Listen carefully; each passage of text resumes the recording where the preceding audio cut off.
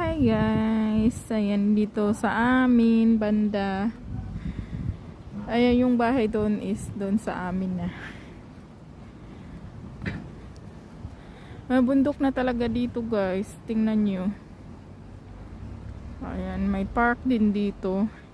Hindi ko pa napuntahan ito kasi wala pa tayong time.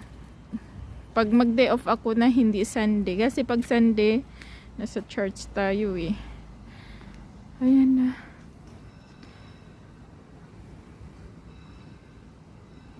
Wow.